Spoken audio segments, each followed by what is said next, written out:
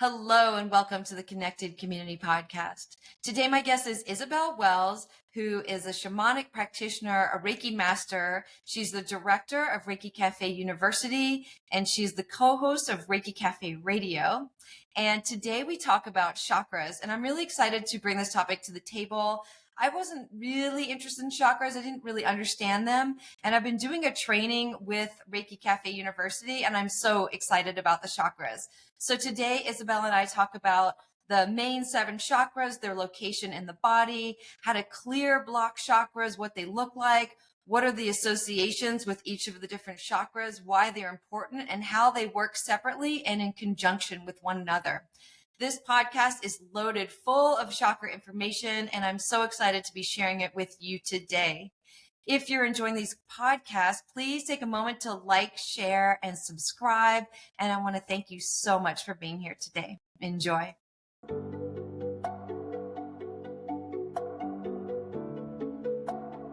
Hello, and welcome to the Connected Community Podcast, a place to explore possibility through mindfulness, movement, and self-discovery. Our intention is to deliver insight and inspiration while fostering conversations that are genuine, unfiltered, and deeply human. We hope you will enjoy today's episode.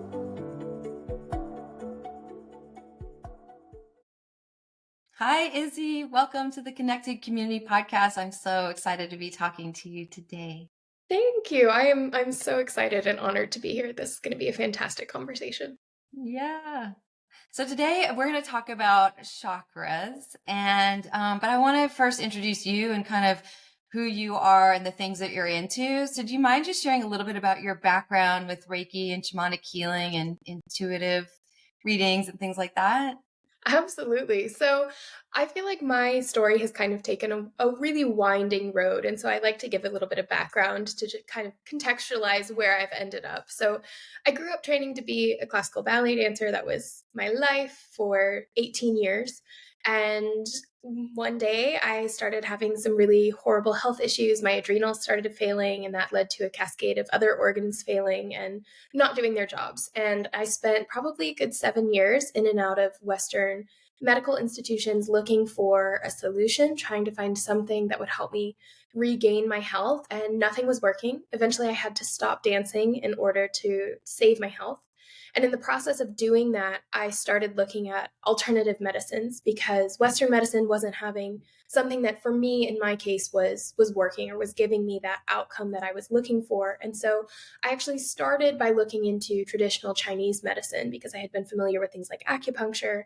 And so I started going down that route. And it was in the process of doing that I started looking at the organs and their emotional counterparts, because in traditional Chinese medicine, every organ has an emotion that kind of rules that organ or that it correlates to. And so I started looking at, the adrenals and their correlation with things like fear and stress and past traumas. And this led me down a rabbit hole of, I know like yourself, Nikki, I have a very scientific mind. I love finding the bridge between science and spirituality is kind of my purpose on earth right now. And I started looking at, the connections between trauma and our brain and our hormones and our organs and all of these things. And so this led me down a rabbit hole where I started looking more at, the chakras and the energetic blueprint that underlies our physical health, and how when our energy or our emotions are in turmoil, so is our physical health, and how that correlates, and that process of going from health and alignment and balance into a state of dis-ease, and what that looked like according to all of these different spiritual ideologies. And so from traditional Chinese medicine, I started going more into, what some people call new age spirituality, but really we're looking at these practices that, even though they're starting to come into pop culture now, they've been around for thousands of years, these ancient traditions of healing. And so I started looking into the chakras, and that led me to Reiki. And through the process of that, I was actually able to heal all of my illnesses, all of my organs. I'm not on any medication. I don't have to watch my health anymore. I'm fully healed, which is incredible given that, I spent 7 years trying to get to this place. And so through that process, I really started to see, there is weight to this. There's something here that can be beneficial. And so I really started diving in. I ended up going to school for nursing and psychology to explore that trauma connection there and got really, really into how trauma impacts the brain and impacts how we interact with ourselves, others in the world around us. And then while I was doing that, I started doing a really deep dive into things like Reiki. And eventually I came across Reiki Cafe University when it was still kind of in its budding stages. And Christina and I started working together. And that's when I got into things like shamanic practices. And again, these practices that have been around for thousands of years that just present us another framework for looking at our health on all levels. And that's kind of taken me to where I am now. So now I'm the director of Reiki Cafe University, and I teach Reiki and shamanism and intuitive connection for an international community. And it's such a joy to be able to share these things that have brought so much help and healing into my own life and be able to watch them resonate with other people. So that's kind of the long and short of my story. And I'm honored to have been able to share it for you today. Yeah. What were some of the things that you tried in that 7 years? Oh, that's a great question. So, at the height of my illness, I had about 7 food allergies. I had a bowel disease, if you will, that meant that I wasn't absorbing any nutrients from my food. So, I had chronic vitamin deficiencies. I had actually 0 progesterone and estrogen in my system. I have a test result where there's nothing there. I had hypothyroidism. I had PCOS. I had adrenal failure. I had so many things happening with my hormones. And so there was a long period where I was trying, I was taking progesterone and I was taking thyroid medication, and I did all kinds of different diets to try and help with the imbalances that I had in my system. And it was so interesting watching the process of going to, I think over the course of those 7 years, I probably went to 4 or 5 different doctors, and every doctor gave me a vastly different opinion on what was happening with me. I had one doctor who told me, and bear in mind at this time I was still dancing. I was dancing probably 50 hours a week. I was incredibly active because that's what happens when you're training to be a classical ballet dancer.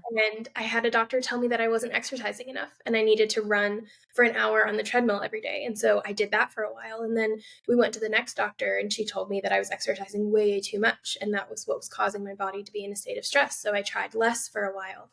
It was really this process of, I started feeling almost like a human ping pong ball, because it became very clear that there wasn't a solid answer. Nobody really knew what was going on or why I was having all of these issues. And so it was a lot of trial and error of trying all of these different medications and these different diets and these different ways of exercising. And I remember at one point I was taking 68 pills a day. My God. To try and regulate my system. Yeah, it was a combination of medications and vitamins, and it was a lot. And it got to a point where I had this game that I played with, because bear in mind at the time I was about 18 when all of this started. So I was really young to be dealing with all of this. Yeah. And I remember at one point to try and just get through the day, and not because 67 pills is so much to be intaking in one go. If you drink one pill at a time, your stomach gets so full. And so I ended up figuring out that I could swallow, I think my record was 18 pills at a time to try and mitigate that. So it was just, it got to this point where even just existing within the scope of these treatments that I was trying to use to regulate my body was just untenable. It wasn't working. It wasn't helping me. And I ended up in this really profound state of depression and anxiety and hopelessness, honestly, because by the end of it, I was just so completely drained. I remember one day before I started really diving into the spiritual aspect and I found that turnaround, I remember one day I was sitting there thinking to myself, it hurts to move.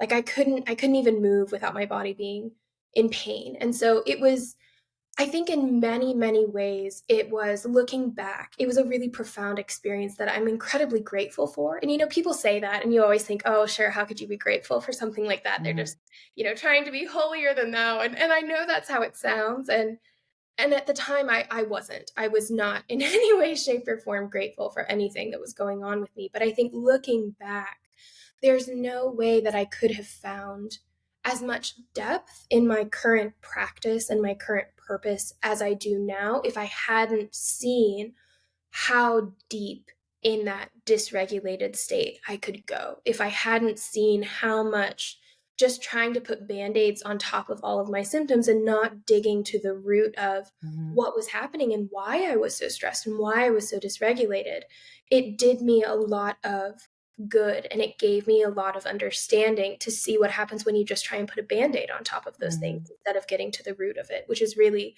again, that was really kind of the spark that got me to where I am today. Where did you discover the root of it was?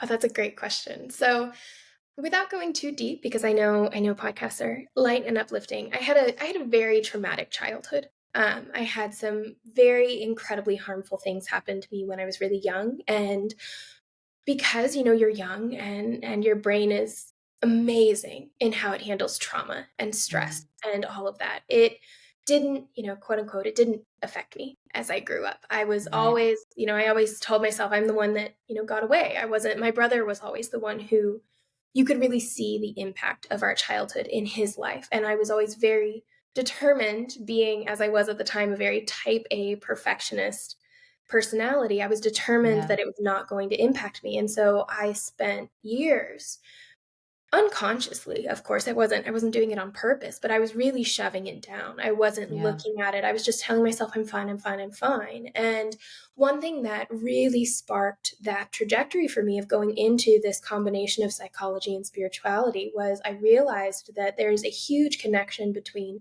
childhood trauma, or ACEs as they're called in the psychology community, adverse childhood experiences, and the way that your brain actually forms, the way that your brain builds itself up as you go on. And so people who have had an adverse childhood experience have extremely overactive fear centers in their brain. So their stress response is constantly going, which means that even the smallest stressor creates this cascade of stress hormones in the body. And stress hormones come from the adrenals. And so if the adrenals are overactive, then they start to get tired. Your adrenals impact how your thyroid is producing the hormones that it produces and all the rest of it. And so then it became this cascade of realizing that there is this stress response, there's this trauma response happening in my brain always 24/7 because I'm not letting myself look at it, and trying to shove it down is causing my body to spiral further into that reaction. And so, of course, my hormones are going to be so completely degraded because they are just constantly on overdrive. And I remember that was really the moment. I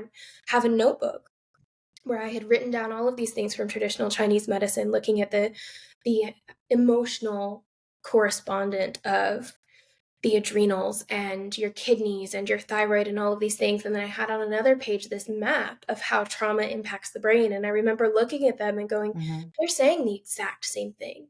This modern medical knowledge that we have now in psychology and neurology and all of that amazing wisdom that we have now from science is just echoing what these mystics were saying thousands of years ago. And that was really the moment that I started thinking, what else did they know that we're just now, quote unquote, discovering? What else were they able to look at that we're just now coming around to because our tools are strong enough to find them now? Whereas before we used our intuition and we listened to our body and we connected with nature and we had that inherent understanding that we've lost now. We have to have a tool or a test or a something to show us what intuitively we already know. And that was really what started me looking into, what other scientific corollaries do we have for these spiritual phenomena, things like the chakras. It was really soon after I was sitting looking at that notebook that I started realizing that, in spiritual theory, there are hundreds of chakras, but there's 7 main ones that sit along your spine.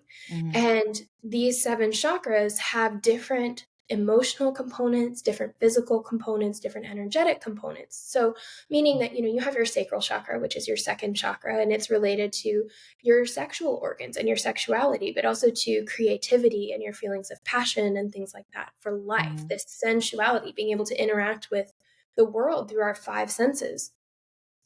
And looking at that and realizing that now when we look at modern anatomical figures of the nervous system, we actually have nerve plexi located along our spine in the exact places that ancient mystics have said we have what they called chakras. Yeah. And it was incredible to be able to look at that and say, how could they possibly know?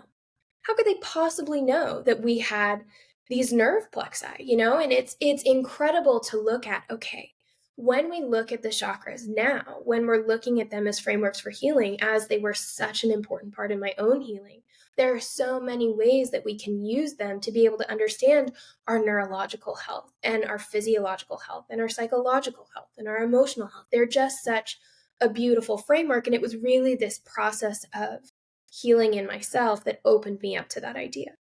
Yeah. Yeah. So let's dive into the chakras. So there's 7 chakras. Can you maybe go through like where they're located and how, just kind of like a basic 101, how they function um together and separately? Absolutely. That's a brilliant question. So I think, as with all things, I'll put a little disclaimer before this of saying that the chakras are vast, vast topics that we could spend hours talking about. So what we're going to dive into today is kind of the Mm-hmm. tip of the iceberg. There's so much more that we could talk about. But when we're looking at an overview of the chakras, just kind of chakras 101, we'll start at the root. So the root is at the base of our spine. It is our first chakra. And it's really corresponding with this feeling of foundation or security, solidity. It's like the roots of a tree. It's what connects you to this physical experience. And root chakra also corresponds in the physical world with things like financial success or feeling safe in your home environment. These feelings of, if we look at, if anybody's ever heard of Maslow's hierarchy of needs, those like safety needs that we have at Mm-hmm. the base of the pyramid, their root chakra represents our solidity in our human life. And so physiologically, it also connects to our skeletal system and our muscles. And so our Mm-hmm. bones, our fingernails, our teeth. If we have symptoms in those parts of our physical body, it's very likely something happening with the root chakra. Mm-hmm. Oftentimes, there are direct corollaries as well of, if someone's having that financial stress, we see a higher indication of sciatica in those clients. And so there are some correlations that we can look at. And, if a client comes in and they say, oh, I'm having really, really terrible sciatica, then it's Yeah. this knowing of, okay, let's take a look at your root chakra. How financially secure are you feeling? How safe are you feeling in your physical environment? Do Mm-hmm. you have any residual childhood trauma, anything that happened in your younger years that made your foundation in the world cracked from the start? Those kinds of questions Mm-hmm. are really rooted in the root Mm-hmm. chakra. So And like then we have, abandonment and not feeling safe, or physical abuse, or moving around from home to home, or even I was thinking adoption would maybe affect that root where it's our safety and our security and our stability and our comfort. Is that right?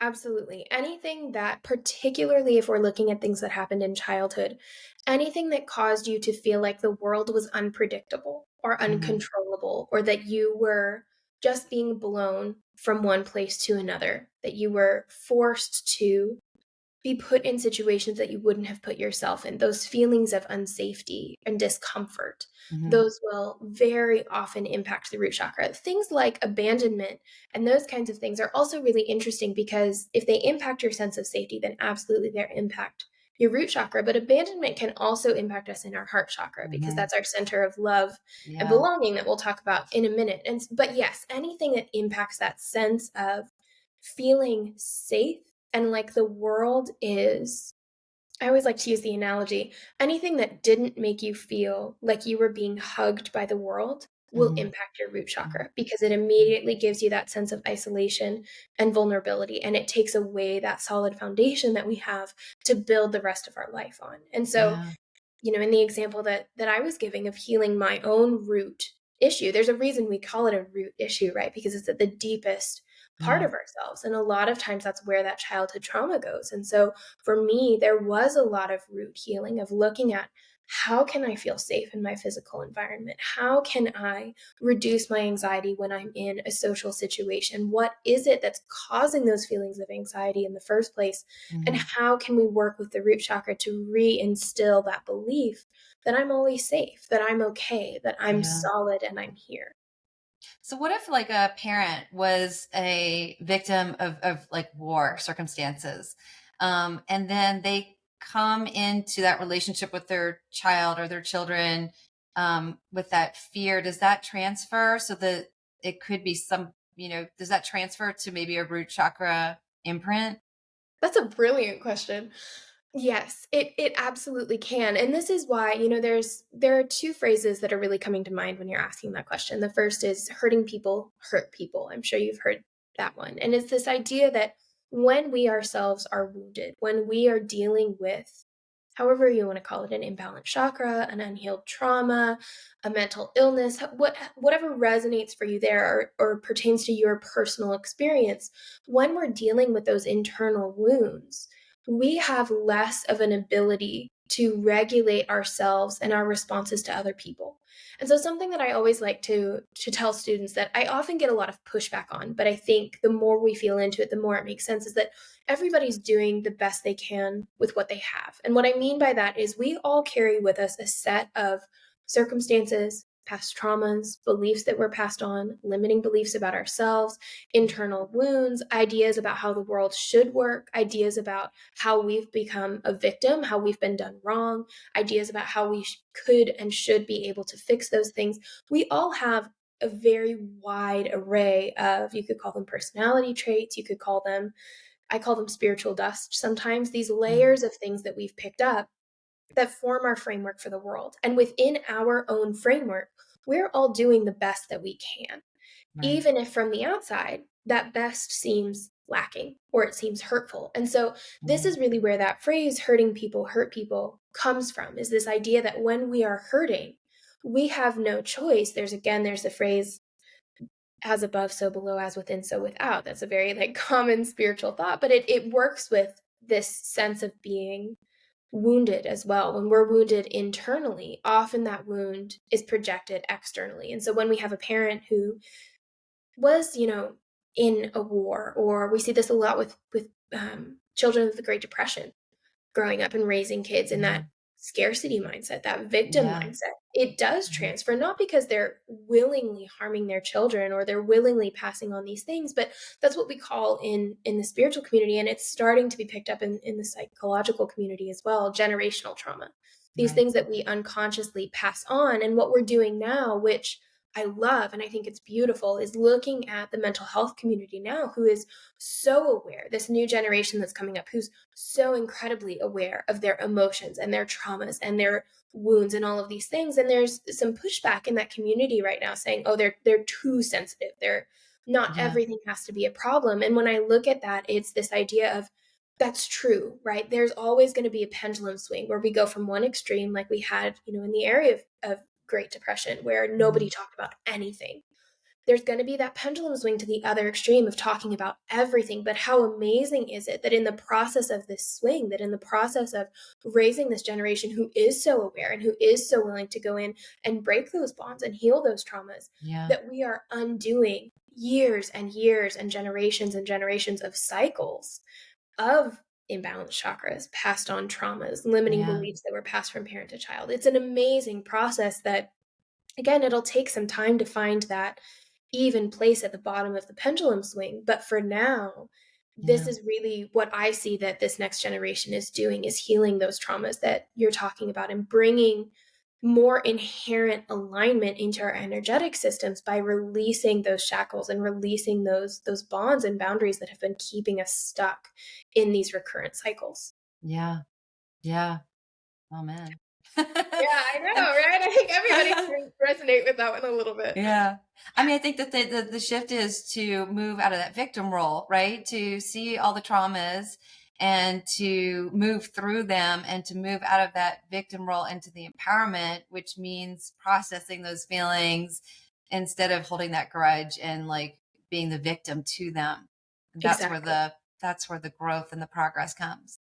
Absolutely. And that's really where, as a practitioner, this is part of why I love using the chakras so much, because whether you are really into the spiritual side of them and you hold on to that belief that there are these energetic centers and they have all of this spiritual wisdom and implications, or you're more on the psychological or neurological side of going, we have nervous system plexi here. And if our nervous system's dysregulated, then those plexi will be dysregulated. Or we have these psychological impacts of things like trauma or not being able to speak up that we get stuck. We all know that there's such a thing as stuck emotions or the Yeah. physiological impacts to trauma. And so when we look at the chakras, this is really why I love them so much, because whether you are really deeply rooted in New Age spirituality or even the mystic origins of the chakras, or you're more on that scientific psychology side, what they really do is they give us a framework of being able to Yeah. understand ourselves better. And I think that's what we all need when it comes to our healing, no matter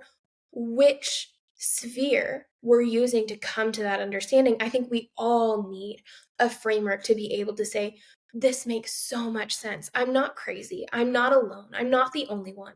I have X situation which impacted Y sphere of my life and gave Yeah. me Z result in my waking life. And when we can understand ourselves in that way, when we have this framework, not only do we have that inherent understanding and step towards accepting ourselves and finding that compassion for our situation, but now we also have tools that we can use to be able to move forward and not stay stuck anymore. And so, moving on to the second Yeah. chakra in this conversation, we have sacral chakra, and sacral chakra Yeah. is located just underneath your belly button. So on a woman, it's on that fleshy part of your lower stomach where your womb is, and Yeah. oftentimes it is called your womb chakra. And I have I have a personal soft spot for sacral chakra because I think it doesn't get as much credit as it deserves for all of the years and all of the roles that it plays in our life. So sacral chakra on a very basic level is, like I said earlier, it's related to our sexual organs and our sexual function.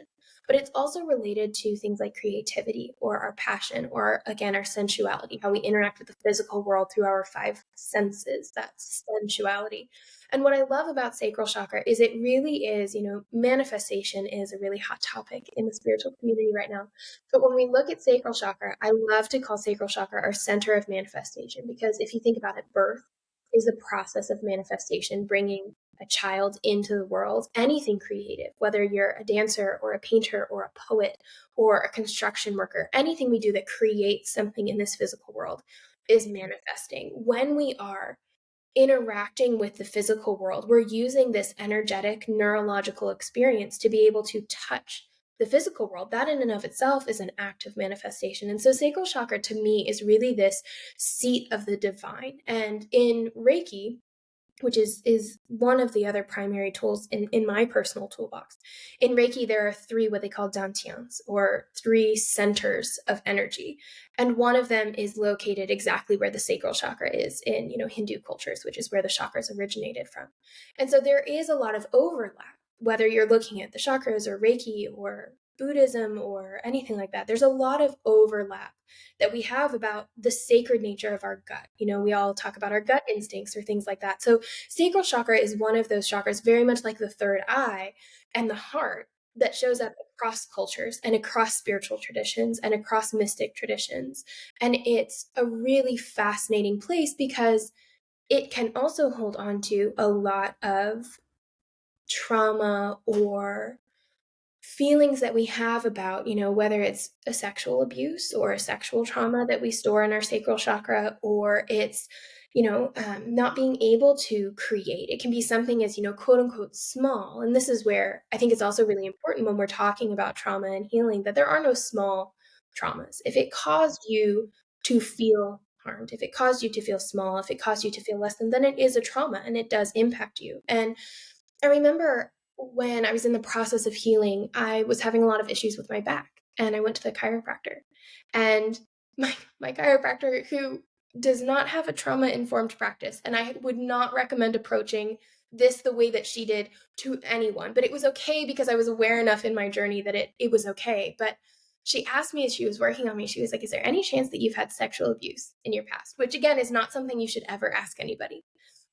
But she knew me enough to know that I was very into psychology and healing and trauma. And so I shared a little bit about my past, and she was like, it's so interesting. I have so many patients who are healing from that kind of abuse who have problems with these specific vertebrae. And so I find it fascinating that even in something like a chiropractic practice that's not related to energy, it's just related to your Yeah. skeletal system and alignment, that even they can see these correlations. And so I feel like sacral chakra is often overlooked, but when we tap into that sense of our inner child or our creativity or our passion for life, we're Yeah. really tapping into that sacral chakra energy in our lives. Well, and think about the statistics for sexual abuse or assault are massive. So you're thinking, 1 out of 2 people, and it's super underreported, are dealing with a trauma to that area. And then I also think too, it could be a sexual trauma, which is huge, but it also could be your art teacher telling you in second grade that your art is total shit.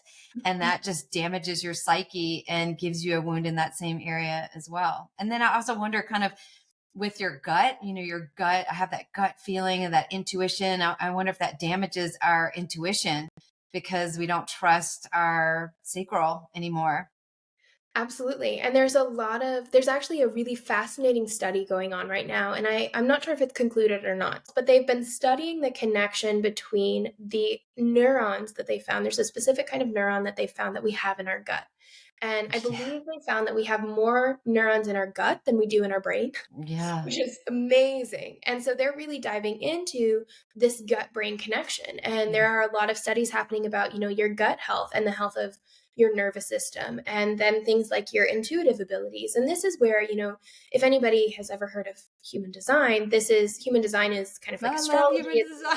Love human design. Okay, great. So we talk about the sacral all the time, about kind of Mm-hmm. connecting to your sacral and finding that kind of internal fountain of wisdom that we have within us. And so again, this is where sacral chakra becomes such an important part. Not that it's more important than the other chakras, but again, I think it's underrated. I think it Yeah. doesn't get as much credit as it deserves for being so full of potential in our own healing, because it is that place of intuition and internal wisdom. And so a lot of times when we see people like myself who had PCOS or who have issues with infertility or things like this, one of my first questions when I'm working with a client is, where have we become disconnected from ourselves, from our inherent core, from our truth, from our passion, from our purpose, from our creativity, however you want to call it, whatever resonates with Yeah. that person? Where have we become disconnected? Where have Mm-hmm. we learned to fear our intuition or to not trust ourselves? And how can we come back into that alignment with our own true nature? Yeah. Yeah. Yeah. Yeah. So then moving on, we have the third chakra, which is our solar plexus. And our solar plexus is located just under that V at the bottom of your ribs. So it's in that soft, fleshy spot Mm-hmm. between your ribs. And the solar plexus is one of the larger nerve plexi that we have along our spine where the chakras are located. And our solar plexus has a lot to do with our digestion, a lot to do with our liver function, our pancreas, things like that, all of those digestive organs that we have in the upper Mm-hmm. half of our abdominal cavity. And energetically, the solar plexus is all about how you digest life. It's your inner fire that you have of what's your purpose, what's your motivation, what's your sense of I am. Your Mm-hmm. identity, your personality is very much connected to your solar plexus. And so, one of the things that we see so often here and now in this time working with clients is, again and again, this belief that so many people have of, I'm not enough, I'm not Yeah. worthy. That belief Yes. is rooted in Yes. your solar plexus. And so, what's fascinating about that is we are in a time of Mm-hmm. rising instances of diabetes and liver Yeah. issues and intestinal distress and stomach Yeah. issues. That's all we And talk about lately is gut health, yeah, right? I mean, it's all over the place. There's so many people struggling with it. Yeah. yeah. And when we look at that, and again, correlation does not equal causation in science, but when I look at my clients and our students, along with that rise in intestinal distress, we have a rise in feeling that we're not enough, that we're not Mm. worthy, that we don't know who we are or why we're here or what our purpose is or what we're supposed to be doing. Or, Yeah. we have that thought of, who am I to be doing XYZ? Who Mhm. am I to be stepping into this role? Who am I Yeah. to whatever it is? And that feeling of being weakened. You spoke earlier about the victim mentality, which is Yeah. so poignant right now. And victim mentality is really housed in that solar plexus of when we're not Yeah. able to step into our power, step into our truth, when we're not able to ignite that fire and let, to have kind of a cliche term here, to let that light shine that we have inside of us. Yeah. That's really where we start looking at those imbalances in the solar plexus. Mhm. I mean, I belong to a lot of women's groups and sharing circles, and that's when people are like really open and vulnerable. And I hear that theme, I'm not enough, come up, I would say over half of the time. And this is a group of really spiritually evolved people that are actually willing to go there and admit it and face it. So imagine like it's such a huge issue in our society It because a is. lot of people, I guess, just ignore these parts of ourselves. I mean, me included, right? We ignore these parts of ourselves that we don't want to honor and acknowledge.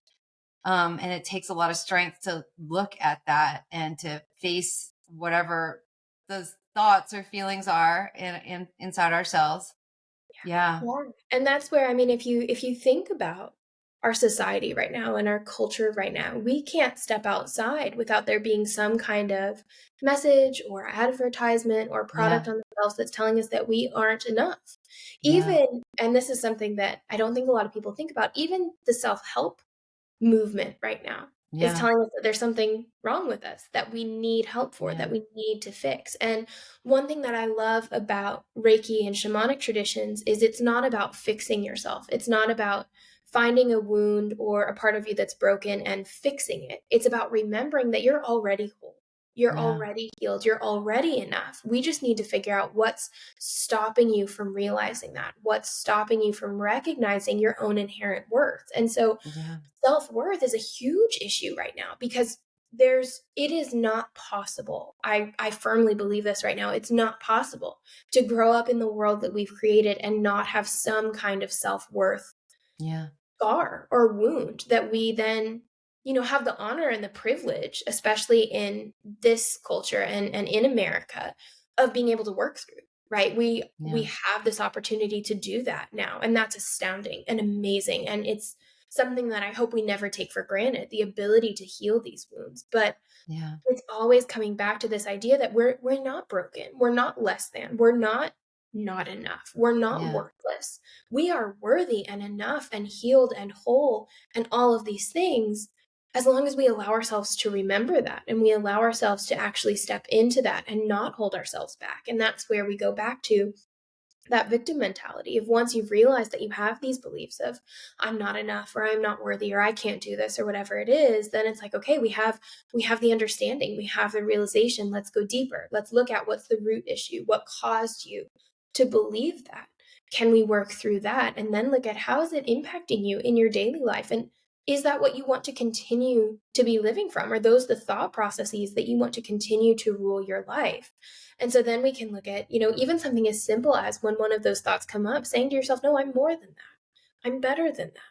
That Yeah. doesn't have to be how I think anymore. Something as simple as that can help not only rewire your psychological thoughts and neural connections around whatever it is you're working through, but it actually does impact your system. I think we've all had that moment of, there's that yoga pose. What's it called? Hero stance, warriors That stance. warrior with the arms out. Yeah. Yeah, yeah, with the arms out and like your chin up and your chest out, and you can feel that heat building where your Yeah. solar plexus is. That feeling of being empowered. I think we all have had, even if it's not a constant state, at least a Yes. moment of feeling empowered, and you feel it in your stomach. Yes. You feel it in Hmm. your solar plexus, and it's that idea of, let Yeah. step into your power, let yourself show up for yourself. Yeah. It's funny that you say that because when I teach public classes, that's one of the things I'll get everybody in a warrior pose. And there's a warrior pose where your arms and legs are kind of floppy, but you're making the shape. And then there's ones where you like ground your feet in and you like shoot energy out through your fingertips and your arms are strong. And, and then it's like embracing this warrior power. And then you feel it. I feel like people walk out of that class more confident. They're standing up a little bit taller because they've embraced that power that's within them versus that floppy stance. It doesn't have any power and connection to our body. Yeah. Yeah. Yeah, we would say that that's a solar plexus activation. That's something that's Yeah. bringing up that feeling. Again, whether it's energetically or emotionally or psychologically, it's bringing up that feeling of being empowered, of being enough, of Yeah. believing in yourself. And that's an amazing gift to give people. So thank you for doing that for your students, because Yeah. everybody needs that in their life right Yeah. now. Yeah. And I'm doing a couple of your trainings at Reiki Cafe University. And the thing that I thought that was really interesting is I'm in one of your chakra workshops was that um, and I say this because I'm a yoga teacher and I'm a meditator, and I spend a lot of time, especially this year, I'm making a commitment to like meditate daily and more. That until you heal the first 3 chakras, you can spend all your time dealing with the upper chakras and the meditation. But until you heal those bottom 3 chakras, it's almost like, I don't want to say like a waste of time. Help me word this properly. It's not going to go as deep because, That's again, it. those first 3 chakras, they are your foundations. Again, if we go back to Maslow's hierarchy of needs, we have those safety needs, and we Yeah. have our needs for, sexual and emotional fulfillment, and we have our needs for personal power and feeling motivated and knowing who we are. We have these foundational needs that need to be able to be expressed, that need to be really solid before we can start looking at the higher level needs, before we can start looking Yeah. at expressing ourselves or loving someone else or letting ourselves be loved or developing our spirituality. Before we can go to these higher level needs, we have to deal with the necessities. And those necessities really are located in those bottom 3 chakras because they are that seat of power, that seat of wisdom, that seat of security, these places that we have to be able to rest in ourselves in order to heal. Because if we're not looking at the root causes, if we're not diving in deeply into what's going on with us, the why of where we are, then we're just putting band-aids on top. And Yeah. eventually what's underneath is going to have to be dealt with. And it's so much better to be able to deal with that from the start than have to peel back all the layers of Yeah. band-aids that you put on top before you can actually get to the root issue. Yeah. Yeah.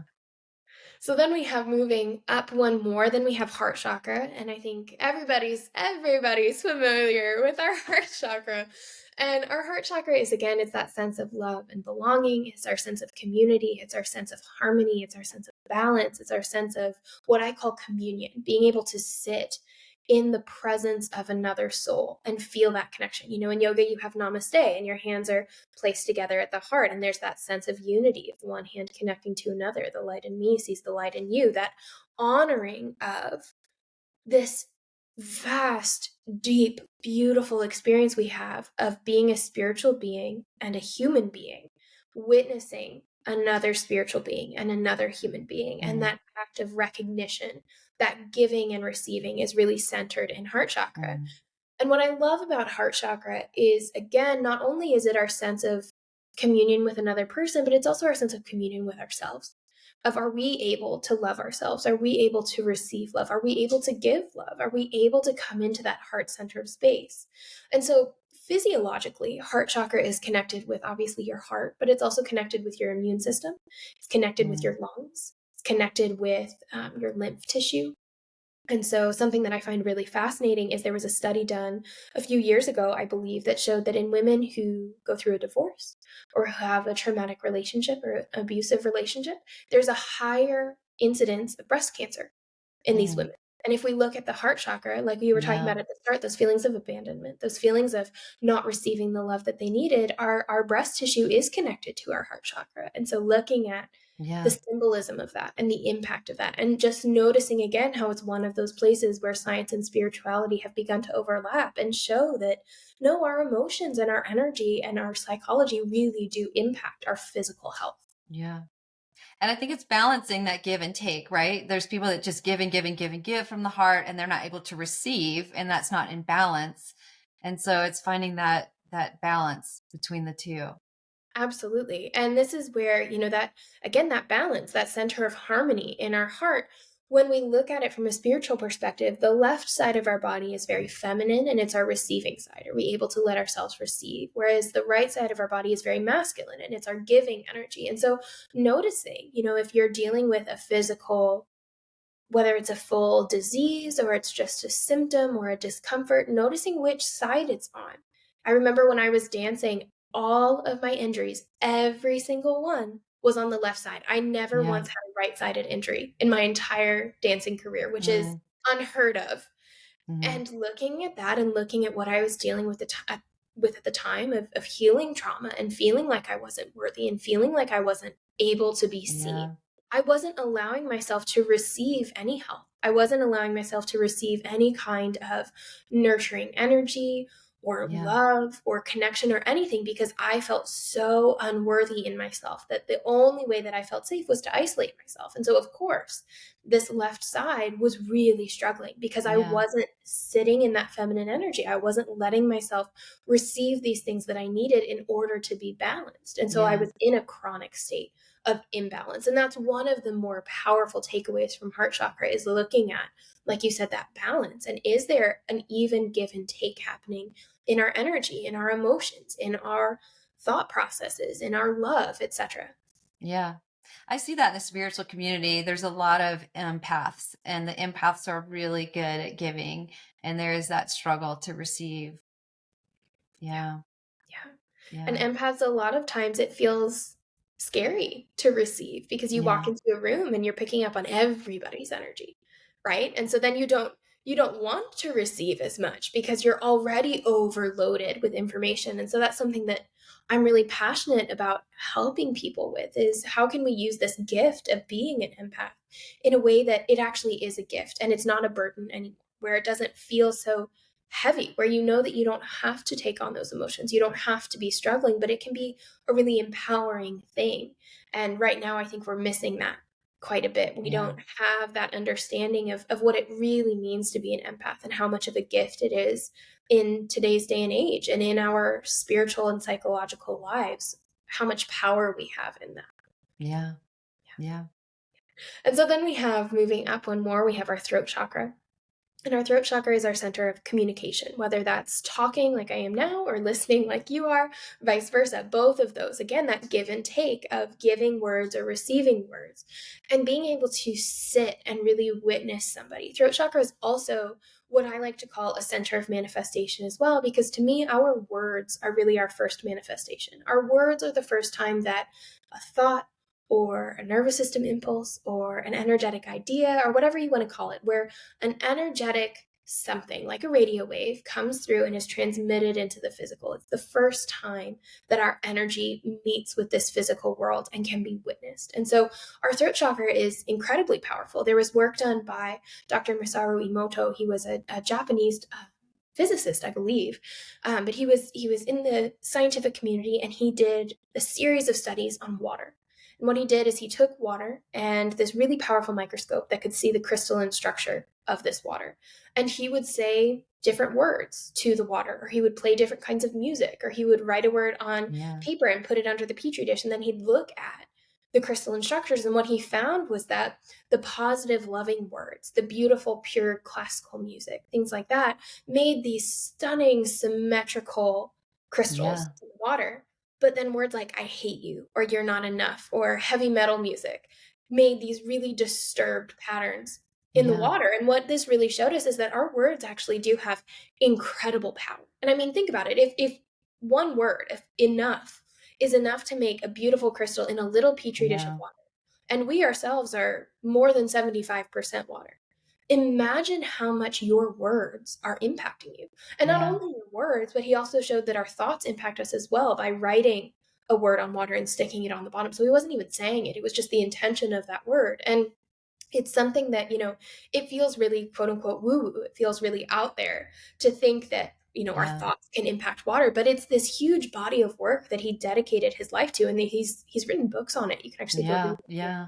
Highly encourage you to do so if you haven't. But it was this fascinating study that showed our words have power and they're incredibly impactful. And so then, physiologically, our throat chakra is tied to our thyroid and our throat and our tonsils and our adenoids. And I was actually talking with my fiance the other day, and he's just starting to get really curious about all of this as he's been witnessing me and my work and talking about things like this. And he came up to me the other day and he was like, I just remembered I had my tonsils and my adenoids out when I was a kid.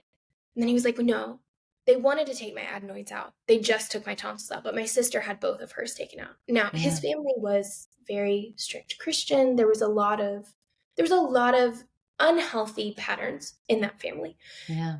And so we talked about it, and I said, think about how symbolic it is that your tonsils were taken out, that you were silenced. Yeah. If we're looking at the throat chakra, and how your sister was more silenced, and how there was that pattern of, because she was a woman, she needed to be quieter.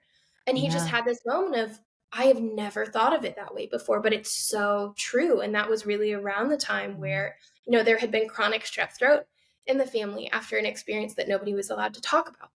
And how Yeah. after that, that's when they had their tonsils removed, and just the stunning symbolism of that. And so Yeah. thinking about, in your own life, have you had your tonsils out? I had really terrible strep throat as a kid. And around the time that I was sick and starting to remember everything that had happened in my childhood, I actually had an abscessed tonsil.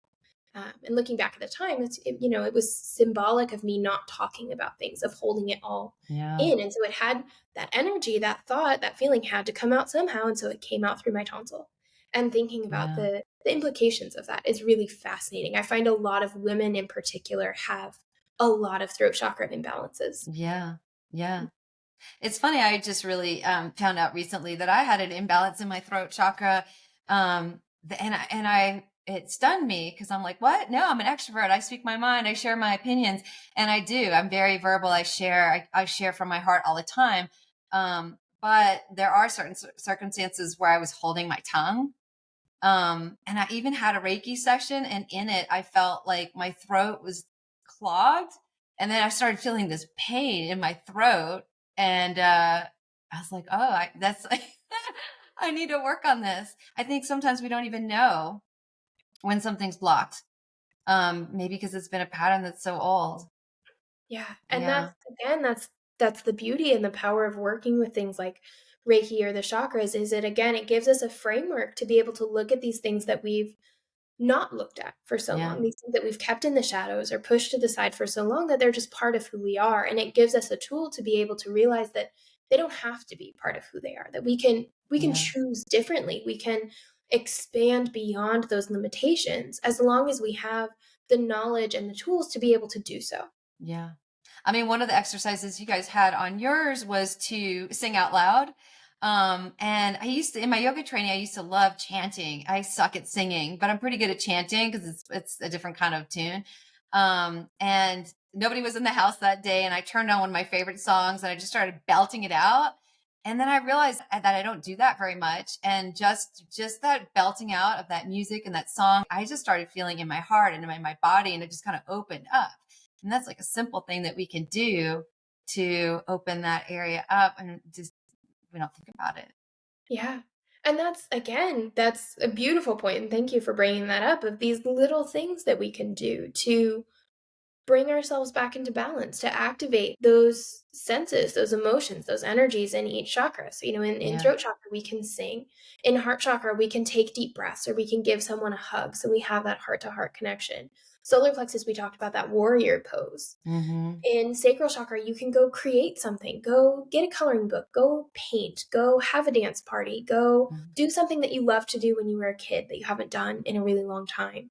Root chakra, go walk around outside barefoot, go hug a tree, even though it Yeah. sounds, it sounds Yeah. woo woo. Be a tree hugger for a day. It's okay. Like there's so much healing to be found when we are connected with nature, or even, Yeah. stomping your feet, or just planting your feet firmly on the floor and feeling that solidity Yeah. underneath you is And I amazing. encourage people to try that, because you had that in your chakra workshop, was to go outside barefoot and stomp on the ground.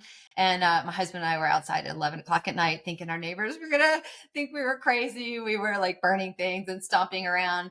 But yesterday I was in the basement all day. I was doing podcasting and editing, and I was feeling it. And so I went outside in the sunshine, took off my shoes and stepped on the ground and walked around the yard, and I felt it. It grounded me. I mean, it's those little tiny things that don't take a long time that we can do for ourselves to just kind of slowly build back those chakras in a healthy place. Exactly. Exactly. And so then, moving on to our sixth chakra, we have our third eye, which everybody's familiar with the third Hmm. eye. It's one of the chakras, again, like sacral and like heart, that shows up across so many different religions and spiritual ideologies and cultures. And, even fantasy books talk about the third eye. It's that Hmm. seat of perception, of being able Yeah. to sense beyond the physical, being able to see into the spiritual and understand what I call the spiritual blueprint that underlies all of our physical experiences. And, now, of course, we talk about quantum physics, and we talk about the energy that is underneath the physical, and we can see that this is a thing, that there actually is something beyond what we're able to perceive with our five senses. And so we have that sixth sense of spiritual sight, being able to go deeper, to look beyond. And so physiologically, the third eye is corresponding with your brain and with your central nervous system, but it's also specifically corresponding with your pineal gland. And your pineal gland is this amazing little like pine nut sized gland in your brain that activates. They've done studies on this. They brought monks down from a mountain and they had them meditate, and they studied their brains while they were meditating, and their pineal gland activates. And your pineal gland, when it goes into a specific state of activation, it actually releases this liquid that's really rare. And to the ancients and the mystics, it was really treasured. There are ancient stories about monks who have died and have this blue liquid that comes out of their orifices. And we now know that that liquid is actually the liquid of the pineal gland. It's the secretion that your pineal gland secretes when it is activated.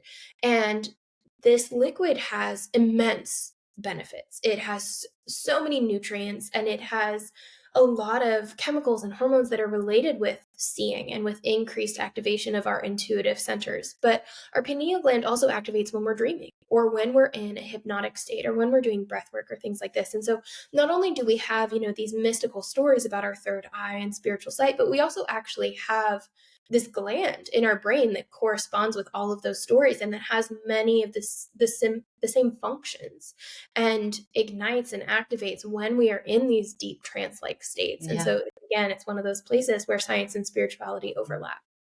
Maybe that's why yoga is so powerful, because it's linking the movement with the breath and like grounding into the body. Yeah. Yeah, anytime that we can really connect to our body as a system instead of individual elements. And you mentioned this at the start of how do the chakras work individually, but then also as a whole of looking at our chakras, they aren't just individual centers. They are an entire system that works together. And so I'll wrap this up by talking about the crown chakra and then how they all connect. So our seventh chakra is our crown chakra, and our crown chakra is really the center of divine connection, of being connected to something greater than ourselves. And this is where, if you're a Reiki practitioner, Reiki comes in through the crown. Or, in old medieval paintings, we have people depicted with auras around their head, these golden glowing halos around their head. This idea of this spiritual divine connection that we have in our crown chakra, of being so deeply at one with the universe, with God, with source, with spirit, with whatever it is that resonates with you, that sense of connection. And what I love about this, and what I love about ending with the crown chakra, is when we go from root to crown, we're going from physical to spiritual. We're seeing that evolution. We're seeing that lightening of our energy as it goes from dense physical matter to energy, to space, to time, to all of these really advanced and abstract concepts that we can then use to look at ourselves as a whole. Because again, each chakra has its own individual component, its own individual physiological connection, emotional connection, energetic connection that we've talked about, but they also work all as a system. So if your root chakra is out of balance, it's going to impact all of your other chakras. If your heart chakra is out of balance, or again, if that left side is kind of asleep, the left side of all your other chakras will probably be impacted as well. They are a system that works together. And so a lot of times when people start to work with their chakras, or they start their healing journey, again, whether they're approaching it from a psychological perspective or an energetic perspective, it can feel like everything comes out at once. Like you pull on the thread and then it just keeps coming. There's so many other things to work on. And the analogy that I use for when we start this work is it's like cleaning out your closet. When you go to clean out your closet, everything has to come out. And you turn around and suddenly your floor is covered in so many things. It is such a mess. And there's that moment where you think to yourself, I should have just kept it all in the closet. I should have just let it be. It was okay. Too messy. It was an opening. It was fine. And then you get to that point where you start sorting through it, and you say, this one's no longer mine, this one I'll keep, and you organize it. And eventually it gets to a point where you put it all back in the closet, and not only can you see it, but everything that's in that closet now is serving you, and it's organized, and you know where it is, and there aren't any surprises, and it feels really clean. And then you get to donate. You get to throw away all of these things that don't serve you anymore. And we all know how amazing it feels to have accomplished cleaning out a closet, right? And it's that same thing with healing. there is a moment always when it comes to healing where we think I should have left it all in the closet. I was doing Yeah. okay before. Yep. But would you rather be okay or would you Uh, rather be great? Like, yeah. would you rather be able to open that closet and not be afraid of yourself anymore? I Yeah. think is the top takeaway from working with all of this and finding whatever resonates for you. You know, the chakras might not resonate for you, and that's okay. I think Yeah. for me, it always comes back down to this is a framework and a path that I have found that has helped me to understand so much about myself and the world around me and my place in it. And it's helped so many of my students and my clients do the same, but I never expect it to help everybody because we are Mm. all unique. We all have our own unique perspectives and ways of understanding the world. And it's about finding what works for us, finding what brings us home is how I phrase it. What helps you to connect? What helps you to feel whole? What helps you to feel like you have the strength and the tools to be able to open that closet door and sort through it all so that at the end of the day, you aren't afraid of yourself anymore. You feel whole and complete. You feel like you have the tools and the knowledge and the ability and the understanding and the support to do everything that you need to do and to be able to come into that, again, that recognition that nothing needs to be fixed, that you are enough, that you are healed, that Yeah. you are whole, and you can walk forward in that. And that to me is the most important thing about healing, whether you come to it through the chakras or through a self help book or through Reiki or through therapy or through, studying neurology or whatever it is for you. Can you find that thing that brings you home is really, to me, the most important part. Yeah. Yeah. Yeah. Where would somebody start though if they were interested in the chakras and they're interested in kind of healing through this path? Where would be a good starting point? That's a fantastic question. So we have at Reiki Cafe University, if I might do a little plug here, we do have courses on the chakras. We also have a podcast and we go into a lot of depth about the chakras, but we also have a lot of resources for beginners on the Mhm. chakras. We have a blog where we dive into that as well. And this is going to sound silly, but honestly, Google. If something Yeah. about what I said today really resonated with you and you're thinking, wow, my solar plexus really is out of whack, but I don't know what to do about it, start Googling, start looking for what symptom you're experiencing and its connection to the solar plexus. And it's Mhm. really, I believe that when you do this, when you open yourself up to that, you will find the resources that resonate for you. And so whether that's, Reiki Cafe and the way that we explain the chakras, or that's another spiritual school, or it's a blog, or it's a book, there Yeah. are so many amazing resources out there on the chakras. And I think the best way that you can do it is start to think about what is it in my life that I'm ready to heal? What about this podcast resonated for me? And the other thing that you can do, I absolutely adore talking about all of this. This is my life's passion and purpose. And so if you have a question, if you are listening to this podcast and you're thinking, oh, my sacral chakra feels a little out there and I was thinking about painting but I wasn't sure if that would work and you just want to talk about it, send me an email, message Mhm. me on Facebook. Let's talk about it. Let's Yeah. find what's going to work for you because there are so many avenues through which you can work with the chakras. And when you take that first step, it can feel overwhelming. And that's okay because there is so much information. But when you have someone there to help guide you through it and to help you understand what's next and what's next and what's next, then you can really create this map and this framework for your own healing. Yeah. Yeah, and I've started those courses with you all. I interviewed Christine, and it's on my podcast. It's Reiki and Shamanic Healing. I was super impressed with her. I started listening to Reiki Cafe Radio. I was super impressed with both of you, and now I'm doing the training. And I was not kind of a believer in chakras. It's actually the part of the training that I was not interested in. And it's super fascinating. I've learned so much. I've been in the program for such a short time. And I've learned a lot. There's a lot of information and knowledge, and then there's a lot of exercises and space for self exploration and healing. And it's been really interesting. You guys do a great job. Oh, thank you. That means so much. And if I will, we actually have a free workshop on the chakras that gives you an overview of the chakras, but it also gives you really tangible tools that you can use for each one to be able to activate that chakra and understand it a little better. And so I will give Nikki the link for that workshop. So all you have to do is put in your email and then you'll get sent the workshop video as well as the workbook that goes along with it so that you can really start to dive in. That's a fantastic place to start with the chakras and get some tools in your tool belt so that you know that you have something tangible that you can use to start making a difference in your health and in your well-being and in how you feel day to day. Yeah. And this is a complex, vast topic. And I do feel like we just touched barely on it. There's so much more. So can you just really quickly go over how people can find you through Reiki Cafe and the podcast and all your social media links? Absolutely. So we're on Facebook, Instagram, Pinterest, and YouTube at Reiki Cafe University. We have a website at ReikiCafeUniversity.com where you can find all of our courses as well as our blog and other free offerings. We do weekly live conversations in our Facebook group where we go over many, many different topics around healing, Reiki, chakras, business, so many things there.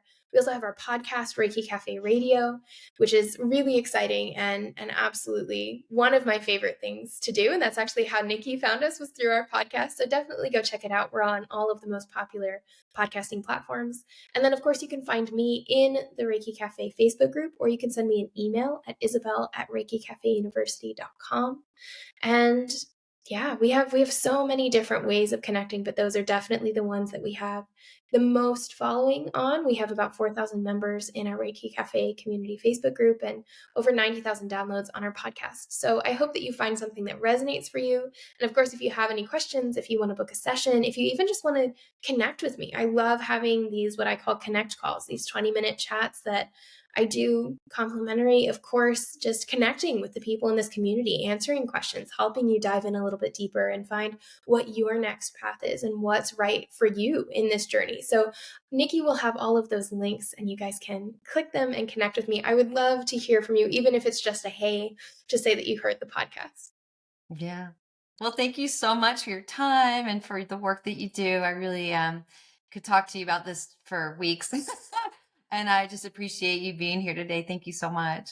Yeah, thank you so much, Nikki. It was an honor and a joy, and I can't wait to be able to connect with you again.